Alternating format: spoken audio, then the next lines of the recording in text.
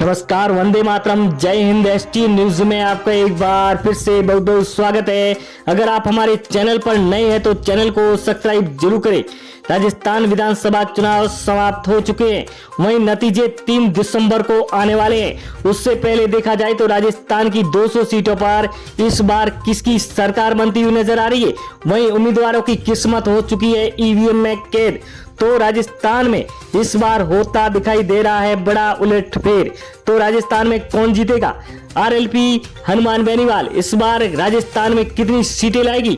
वहीं अगर बात करें तो आम आदमी पार्टी किसका खेल बिगाड़ सकती है राजस्थान में, इसको लेकर हम आपके बीच में राजस्थान की 200 सीटों का सबसे बड़ा ओपिनियन पोल लेकर आ रहे हैं। तो वीडियो के अंत तक जरूर बने रहिए। जिस तरह से देखा जाए तो राजस्थान में भारतीय जनता पार्टी और सत्ताधारी कांग्रेस के बीच में बहुत कड़ी टक्कर देखने को मिल रही है।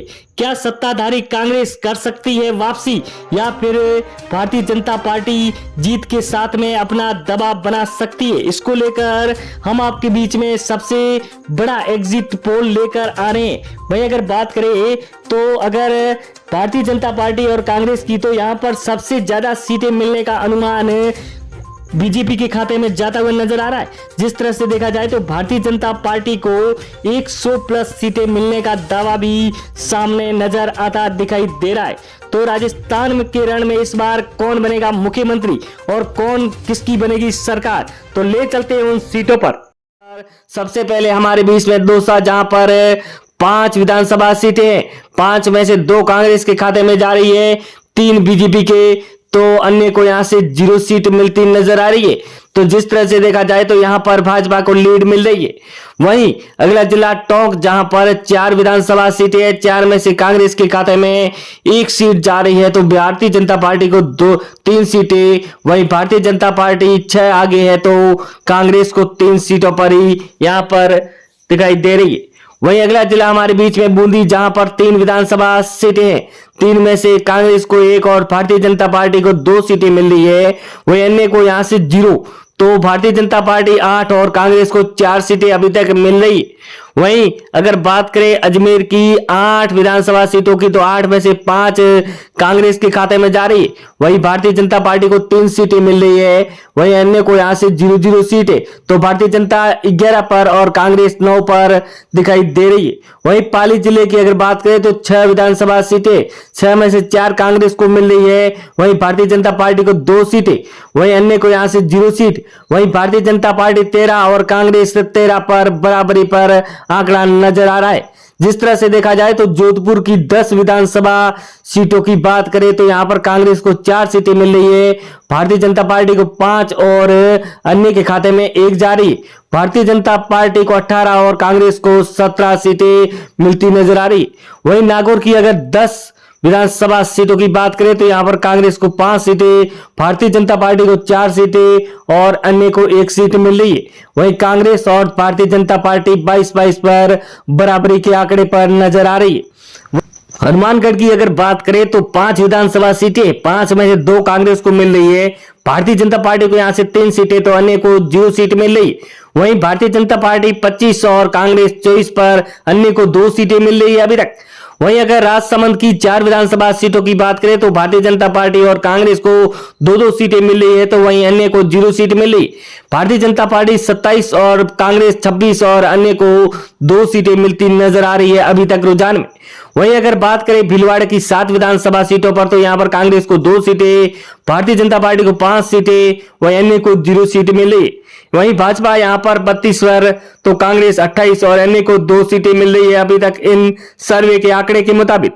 वहीं चूरू की 6 विधानसभा सीटों की बात करें तो कांग्रेस को 2 सीटें, भारतीय जनता पार्टी को 4 सीटें मिल रही, वहीं अन्य को 0 सीट मिल रही है।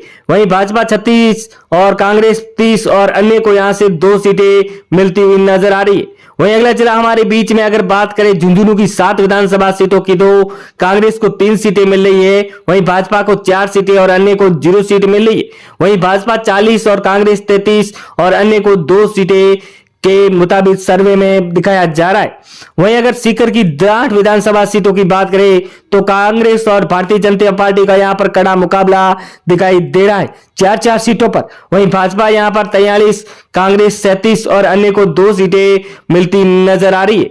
वहीं अगर बात करें अलवर की 11 विधानसभा सीटों की तो यहां पर कांग्रेस को 4 सीटें, वहीं भाजपा को 6 सीटें मिल रही, वहीं अन्य को 1 सीट जारी। वहीं अगर बात करें तो भाजपा को 49 और कांग्रेस 41 और अन्य को 2 सीटें मिलती नजर आ रही। वहीं अगर बात करें भरतपुर की 7 विधानसभा सीटों की तो 7 में से 3 कांग्रेस और 4 भारतीय जनता पार्टी को मिल रही है तो अन्य को 0 सीट मिल रही। वहीं भाजपा यहां पर 53 पर आगे है तो कांग्रेस 44 और अन्य को 2 सीटें मिलने का अनुमान दिखाया जा रहा है। वहीं अगला जिला हमारे बीच में सवाई माधोपुर जहां पर 3 विधानसभा सीटें हैं। 3 में से अगर बात करें तो यहां पर कांग्रेस को 1 और भारतीय जनता पार्टी को 3 सीटें मिल रही। वहीं अगर बात करें तो भाजपा यहां पर 68 और कांग्रेस 59 और अन्य को 3 सीटें मिलने का सर्वे के मुताबिक आंकड़ा सामने आ रहा है। वहीं अगर 12 जिले की 4 विधानसभा सीटों की बात करें तो कांग्रेस 2 और भारतीय जनता पार्टी को 2 सीटें मिल रही।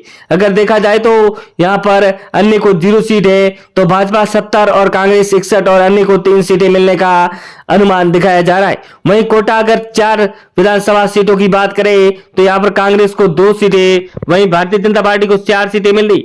वहीं देखा जाए तो यहां पर कुल भाजपा को 74, कांग्रेस को 63 सीटें मिल रही, वहीं अन्य को 3 सीटें। वहीं अगर देखा जाए तो चित्तौड़गढ़ की 5 विधानसभा सीटों पर तो कांग्रेस को 2 सीटें, भारतीय जनता पार्टी को 3 सीटें मिल रही, वहीं अन्य को 0 सीटें। भाजपा 76, कांग्रेस 66 पर आगे है, वहीं अन्य को 3 सीटें मिलने का अनुमान दिखाया जा रहा है। वहीं अगर बात करें झालावाड़ की 4 विधानसभा सीटों की तो कांग्रेस और भारतीय जनता पार्टी को 2-2 सीटें मिल रही है, वहीं अन्य को 0 सीटें। वहीं भारतीय जनता पार्टी 78 और कांग्रेस 68 और अन्य को 3 सीटें मिलती नजर आ रही है। वहीं अगला जिला हमारे बीच में आ गया है प्रतापगढ़ जहां पर 2 विधानसभा सीटें हैं तो 1 कांग्रेस को मिल रही है तो 1 भारतीय जनता पार्टी को, तो अन्य को यहां से 0 सीटें। वहीं भारतीय जनता पार्टी 79 और कांग्रेस 69, वहीं अन्य को 3 सीटें मिलती नजर आ रही है। वहीं अगला जिला हमारे बीच में आ गया है बांसवाड़ा जहां पर अगर बात करें तो 5 विधानसभा सीटें हैं तो कांग्रेस को 2 सीटें, वहीं भारतीय जनता पार्टी को 3 सीटें मिल रही है। वहीं अगर देखा जाए तो भाजपा यहां पर 81 पर और कांग्रेस 72 और अन्य को 3 सीटें मिलने का अनुमान दिखाया जा रहा है। वहीं अगला जिला डूंगरपुर जहां पर 4 विधानसभा सीटें, 4 में से 1 कांग्रेस और 3 भारतीय जनता पार्टी तो अन्य को यहां से 0 सीट मिल रही। वहीं अगर बात करें तो भाजपा 84 और कांग्रेस को 73 और अन्य को 3 सीटें मिल रही। वहीं अगला जिला हमारे बीच में बाड़मेर जहां पर 7 विधानसभा सीटें, 7 में से 2 कांग्रेस को मिल रही है, भारतीय जनता पार्टी को 4 और अन्य को 1 सीट मिलने का अनुमान दिखाया जा रहा है। जिस तरह से देखा जाए तो भारतीय जनता पार्टी 94 और कांग्रेस 85 पर है। वहीं अगर देखा जाए तो जैसलमेर की 2 विधानसभा सीटों की तो यहां पर 2 की 2 भारतीय जनता पार्टी के खाते में जाती हुई नजर आ रही। जिस तरह से देखा जाए तो भाजपा को 94 और कांग्रेस को 87 सीटें मिल रही है तो अन्य को 4 सीटें मिलती नजर आ रही। वहीं अगला जिला हमारे बीच में बीकानेर जहां पर अगर बात करें तो 7 विधानसभा सीटों की तो 2 कांग्रेस, 4 भारतीय जनता पार्टी और 1 अन्य को मिल रही। वहीं भाजपा 98 पर और कांग्रेस 89 पर है, वहीं अन्य को 5 सीटें मिलती हुई नजर आ रही। वहीं अगला जिला गंगानगर जहां पर 6 विधानसभा सीटें, 6 में से भारतीय जनता पार्टी को 3 सीटें तो कांग्रेस को 2 मिल रही है, अन्य को 0 सीटें। वहीं भाजपा को यहां से 101 सीट के साथ में लीड मिलती नजर आ रही है, कांग्रेस को 92। तो देखा जाए तो इस बार सर्वे में तो भारतीय जनता पार्टी अपनी बहुमत के साथ में राजस्थान में सरकार बनाती हुई नजर आ रही है। भारतीय जनता पार्टी को 101 सीट मिलती नजर आ रही है तो कांग्रेस को 92 और अन्य को 6 सीटें मिल रही है। जिस तरह से देखा जाए तो इस बार राजस्थान में वही रिवाज रहेगा, हर 5 साल में सरकार बदलती रहती है, तो इसी साल भी राजस्थान में सरकार बदलेगी और बहुमत के साथ में अपनी सरकार बनेगी। तो दोस्तों नमस्कार, जय हिंद।